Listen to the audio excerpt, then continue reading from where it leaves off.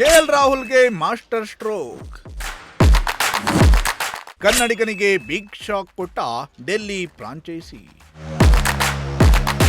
ಅದ್ಯಾಕೋ ಏನೋ ಗೊತ್ತಿಲ್ಲ, ಟೀಮ್ ಇಂಡಿಯಾದ ಸ್ಟಾರ್ ಬ್ಯಾಟ್ಸ್ಮನ್ ಕನ್ನಡಿಗ ಕೆಎಲ್ ರಾಹುಲ್ ಅಂದುಕೊಂಡಿದ್ದು ಯಾವುದೂ ಆಗ್ತಾ ಇಲ್ಲ. ರಾಹುಲ್ ಒಬ್ಬ ಪ್ರತಿಭಾನ್ವಿತ ಕ್ರಿಕೆಟರ್ ಅನ್ನೋದ್ರಲ್ಲಿ ಯಾವುದೇ ಡೌಟ್ ಇಲ್ಲ. ಆದರೆ ಅವರ ಪ್ರತಿಭೆಗೆ ತಕ್ಕಂತೆ ಅದೃಷ್ಟವು ಸಾಥ್ ಕೊಟ್ಟಿದ್ದಿದ್ರೆ ಇಷ್ಟು ಹೊತ್ತಿಗೆ ರಾಹುಲ್ ಭಾರತ ತಂಡದ ಕ್ಯಾಪ್ಟನ್ ಆಗಿರಬೇಕಿತ್ತು. ಆದರೆ ಹಾಗಾಗಿಲ್ಲ. ಟೀಮ್ ಇಂಡಿಯಾದಲ್ಲಿ ರಾಹುಲ್ಗೆ ಒಂದೊಂದೇ ಬಾಗಿಲುಗಳು ಬಂದಾಗ್ತಿದೆ. ಸದ್ಯ ಟೆಸ್ಟ್ನಲ್ಲಿ ಚಾನ್ಸ್ ಸಿಕ್ಕಿದೆಯಾದರೂ ಅದು ಇನ್ನೆಷ್ಟು ದಿನ ಅನ್ನೋದೇ ಗೊತ್ತಿಲ್ಲ. ಹೀಗಿರುವಾಗ IPLನಲ್ಲಾದರೂ ಮತ್ತೊಂದಿಷ್ಟು ವರ್ಷ ಮಿಂಚೋಣ ಅಂದುಕೊಂಡಿದ್ದ ರಾಹುಲ್ಗೆ ಅಲ್ಲಿಯೂ ಶಾಕ್ ಮೇಲೆ ಶಾಕ್ ಎದುರಾಗ್ತಿದೆ. ಇದೀಗ ಕನ್ನಡಿಗ ಕೆಎಲ್ ರಾಹುಲ್ಗೆ Delhi Capitals franchise big shock ಒಂದನ್ನು ಕೊಟ್ಟಿದೆ.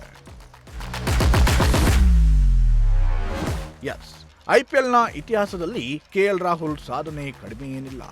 ಒಂದು ಲೆಕ್ಕದಲ್ಲಿ IPLನ ಲೆಜೆಂಡ್ಗಳ ಸಾಲಿನಲ್ಲಿ ನಿಲ್ಲಬಹುದಾದ ಆಟಗಾರ. ಅದೇ ಕಾರಣದಿಂದಲೇ ರಾಹುಲ್ ಆಕ್ಷನ್ನಲ್ಲಿ ಕಾಣಿಸಿಕೊಂಡ್ರೆ ಅವರನ್ನ ಖರೀದಿಸಲು ಫ್ರಾಂಚೈಸಿಗಳು ನಾ ಮುಂದು ಅಂತ ಮುಗಿಬೀಳ್ತಿದ್ವು. ಅಷ್ಟೇ ಅಲ್ಲ, ಕಳೆದ 4-5 ಆವೃತ್ತಿಗಳಿಂದ ಕೆಎಲ್ ರಾಹುಲ್ ಬೇರೆ ಬೇರೆ ತಂಡವನ್ನ ಮುನ್ನಡೆಸುತ್ತಾ ಬಂದಿದ್ರು. ರಾಹುಲ್ಗೆ ಇವತ್ತಿಗೂ ಕೂಡ IPLನಲ್ಲಿ ಒಳ್ಳೆಯ ಡಿಮ್ಯಾಂಡ್ ಇದೆ. ಈ ಬಾರಿ ನಡೆದ ಮೆಗಾ ಹರಾಜಿನಲ್ಲಿ ಬರೋಬ್ಬರಿ 14 ಕೋಟಿ ರೂಪಾಯಿಯನ್ನ ಕೊಟ್ಟು ಡೆಲ್ಲಿ ಕ್ಯಾಪಿಟಲ್ಸ್ ತಂಡ ರಾಹುಲ್ ಅವರನ್ನ ಖರೀದಿ ಮಾಡಿದ್ದಾರೆ. ಆದರೆ ಡೆಲ್ಲಿ ಕ್ಯಾಪಿಟಲ್ಸ್ ತಂಡದ ನಾಯಕನಾಗುವ ನಿರೀಕ್ಷೆಯಲ್ಲಿದ್ದ ರಾಹುಲ್ಗೆ ಭಾರಿ ನಿರಾಸೆಯಾಗುವ ಸಾಧ್ಯತೆ ಇದೆ.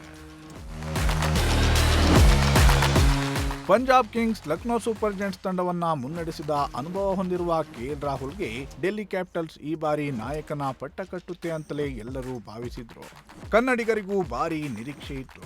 ಆದರೆ ಡೆಲ್ಲಿ ಕ್ಯಾಪಿಟಲ್ಸ್ ತಂಡದ ನಾಯಕತ್ವಕ್ಕೆ ಸ್ಟಾರ್ ಆಟಗಾರರ ಮಧ್ಯೆ ಭಾರಿ ಪೈಪೋಟಿ ಶುರುವಾಗಿದೆ.